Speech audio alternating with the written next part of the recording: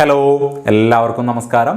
Realme 12 pro series ഫോണുകൾ ഇന്ന് launch ചെയ്തിട്ടുണ്ട്. സോ ആ ഒരു ഇവൻറ്റ് കണ്ടു, അതിൻ്റെ ഒരു വിശേഷങ്ങളും ആ ഫോണിൻ്റെ സ്പെക്ക് കാര്യങ്ങളൊക്കെ ഒന്ന് ഷെയർ ചെയ്യാമെന്ന് കരുതിയിട്ടാണ് ഈ ഒരു വീഡിയോ ചെയ്യുന്നത്. അപ്പോൾ നമുക്ക് നേരെ വീഡിയോയിലോട്ട് പോകാം.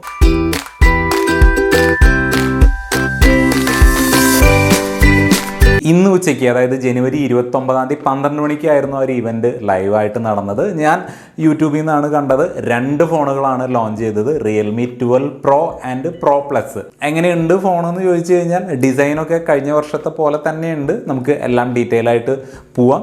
അതിനു മുന്നേ ചാനൽ സബ്സ്ക്രൈബ് ചെയ്യുന്ന കാര്യം ഒന്ന് പരിഗണിക്കുക. വീഡിയോ ഇഷ്ടപ്പെടുന്നുണ്ടെങ്കിൽ ലൈക്ക് ചെയ്യാനും ഷെയർ ചെയ്യാനൊന്നും ഒരു മടിയും കാണിക്കരുത്.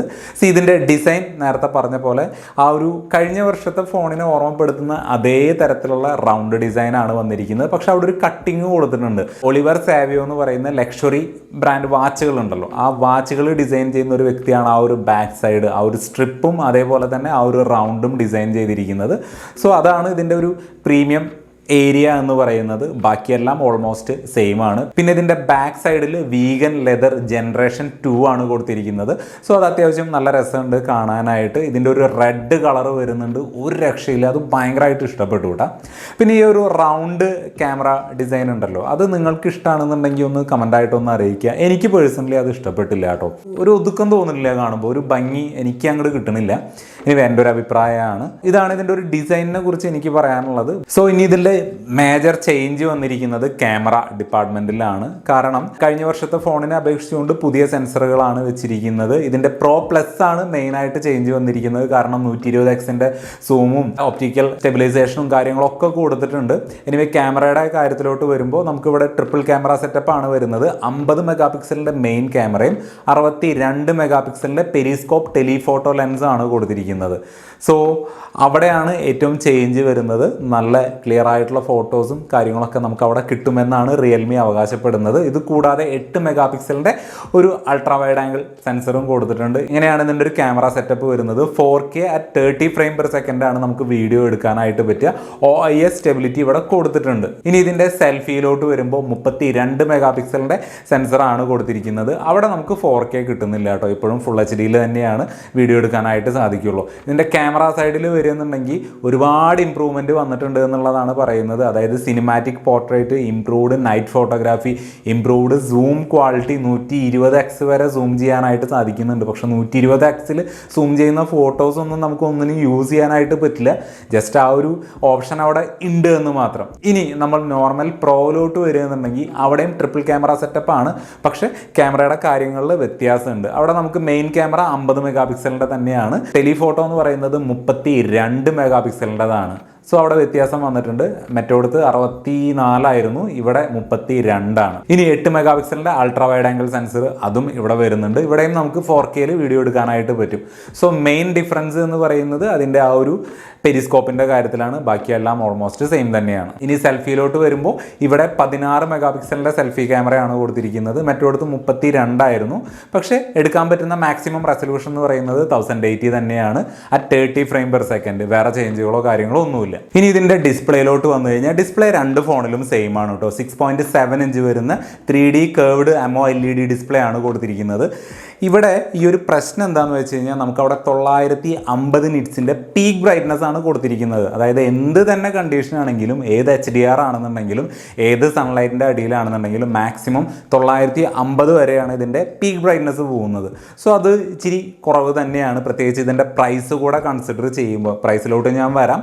പക്ഷേ ആ ഒരു ബ്രൈറ്റ്നസ് ലെവൽ കുറച്ചും കൂടി കൂട്ടാമായിരുന്നു എന്ന് തോന്നി. എനിക്ക് തോന്നുന്നത് ഓപ്പോ സീരീസിൽ, ഓപ്പോ റെനോ 11 സീരീസിലൊക്കെ കൊടുത്തിരിക്കുന്ന സെയിം ഡിസ്പ്ലേ ആയിട്ടാണ് ആ ഒരു സ്പെക്ക് കേട്ടപ്പോൾ എനിക്ക് തോന്നിയത്. 120 ഹെർട്സിൻ്റെ റിഫ്രഷ് റേറ്റും 2160 ഹെർട്സിൻ്റെ PWM ഡിമ്മിങ്ങും ഇതിൽ കൊടുത്തിട്ടുണ്ട്.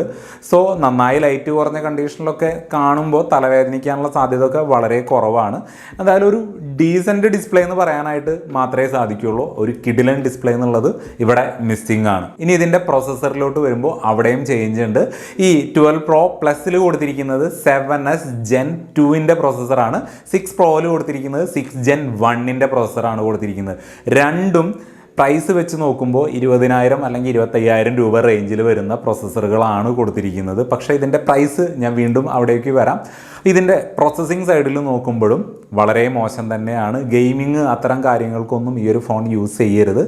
ചെയ്യാൻ പറ്റില്ല എന്നല്ല പറയുന്നത്, പക്ഷേ അതിനുള്ളൊരു പ്രൊസസ്സർ അല്ല ഇത്. നോർമൽ ഫോട്ടോഗ്രാഫി, അത്യാവശ്യം നമ്മളുടെ റെഗുലർ വീഡിയോ കാണുക, അങ്ങനെയുള്ള ഒരു കാര്യങ്ങൾക്ക് വേണ്ടിയിട്ടുള്ള ഒരു പ്രൊസസ്സറാണ് രണ്ട് ഫോണിലും കൊടുത്തിരിക്കുന്നത്. സോ ഞാൻ കൂടുതൽ കമ്പാരിസൺ കടക്കുന്നില്ല. ഇതിൻ്റെ രണ്ടിൻ്റെയും ആൻഡ്രോയിഡ് സ്കോർ എന്ന് പറയുന്നത് ഏകദേശം ഒരു 6 ലക്ഷം റേഞ്ചിലാണ് വരുന്നത്. അപ്പോൾ തന്നെ നിങ്ങൾക്ക് ഊഹിക്കാലോ വലിയൊരു പെർഫോമൻസ് നമുക്ക് ഇവിടെ നിന്ന് കിട്ടാനായിട്ട് പോകുന്നില്ല. ഇനി ബാറ്ററിയുടെ കാര്യം വരുമ്പോഴും സെയിം തന്നെയാണ്. 5000 mAh ബാറ്ററിയാണ് രണ്ട് ഫോണിലും കൊടുത്തിരിക്കുന്നത്. 67 വാട്ടിൻ്റെ ഫാസ്റ്റ് ചാർജിങ്ങും സപ്പോർട്ട് ചെയ്യുന്നുണ്ട്. സോ അവിടെ വലിയ കുഴപ്പമില്ല. ബാറ്ററി 5000 mAh ഒരു ദിവസം എന്തായാലും ഈസി ആയിട്ട് പോകും. ഈ ഒരു ഫോണിന്റെ പ്രൈസ് സ്റ്റാർട്ട് ചെയ്യുന്നത് 26,000 രൂപ. ഇനി 12 Pro Plusന്റെ പ്രൈസ് സ്റ്റാർട്ട് ചെയ്യുന്നത് 30,000 രൂപ, 29,999 രൂപ. ലോഞ്ചിങ് ഓഫറായിട്ട് ICICIയുടെ കാർഡ് ഉപയോഗിക്കുന്നവർക്ക് 2,000 രൂപയുടെ അഡീഷണൽ ഡിസ്കൗണ്ട് കിട്ടുന്നുണ്ട്. അപ്പോൾ നമുക്കൊരു 28,000 രൂപയ്ക്ക് 12 Pro Plus കിട്ടും, 24,000 രൂപയ്ക്ക് 12 Proയും കിട്ടും. എന്നിരുന്നാലും ഇതിൻ്റെ സ്പെക്ക് വെച്ച് നോക്കിയിട്ട്, അതായത് ഇതിൻ്റെ പ്രോസസ്സറും ബാക്കി കാര്യങ്ങളെല്ലാം വെച്ച് നോക്കുമ്പോൾ ഈ ഒരു പ്രൈസിനുള്ള രണ്ട് ഫോണും ഇല്ല. ഒരു 25,000 രൂപയ്ക്ക് 12 Pro Plus കിട്ടുകയാണെന്നുണ്ടെങ്കിൽ കൺസിഡർ ചെയ്യാൻ പറ്റും. അതേപോലെ തന്നെ 20,000 രൂപ ആ ഒരു റേഞ്ചിൽ കിട്ടുകയെന്നുണ്ടെങ്കിൽ 12 Proയും നോക്കാനായിട്ട് സാധിക്കും. ഇതിൽ ഏറ്റവും പോസിറ്റീവ് ആയിട്ടുള്ളൊരു കാര്യം എന്ന് പറഞ്ഞാൽ സോണിയുടെ IMX890യുടെ സെൻസറാണ് കൊടുത്തിരിക്കുന്നത് എന്നുള്ളത് മാത്രമാണ്. കാരണം OnePlus 11ലും 11R ആ ഒരു ഫ്ലാഗ്ഷിപ്പ് ഫോണിൽ കൊടുത്തിരിക്കുന്ന കിഡിലൻ ക്യാമറ സെൻസറാണ് ഇതിൽ കൊടുത്തിരിക്കുന്നത്. ബാക്കി എല്ലാതും ഒരു ആവറേജ് അല്ലെങ്കിൽ ബിലോ ആവറേജ് ആയിട്ടുള്ള ഒരു സെറ്റപ്പ് തന്നെയാണ്. പിന്നെ ഈ വാച്ചിൻ്റെ ഡിസൈൻ ബാക്കിൽ കൊടുത്തിട്ടുണ്ട്. ഇതൊക്കെ നമ്മളൊരു കേസ് ഇട്ട് കഴിഞ്ഞ് കഴിഞ്ഞാൽ മറഞ്ഞു പോകുന്ന കേസേ ഉള്ളൂ. സോ അതിലൊന്നും ഞാൻ കൺവിൻസ്ഡ് അല്ല. എൻ്റെ ഒരു അഭിപ്രായം പറഞ്ഞു എന്ന് മാത്രം. ബെറ്റർ ഫോണുകൾ ഒരു പക്ഷേ ഇനിയും വരാനുണ്ട്. IQ Neo സീരീസുകൾ വരാനായിട്ടുണ്ട്. ഇതിനേക്കാൾ നല്ല പെർഫോമൻസ് വരുന്ന കിഡിലൻ ഡിസൈനിൽ വരുന്ന ഫോണുകളാണ് ഈ IQ Neo 9 സീരീസുകൾ. എൻ്റെ ഒരു അഭിപ്രായം പറഞ്ഞു എന്ന് മാത്രം. എനിവേ ഈ രണ്ട് ഫോണുകളും ഇതിൻ്റെ സ്പെസിഫിക്കേഷൻസ് വെച്ചിട്ട് ഈ പ്രൈസിന് 30,000 26,000 രൂപയ്ക്കും ഞാൻ റെക്കമെൻഡ് ചെയ്യുന്നില്ല.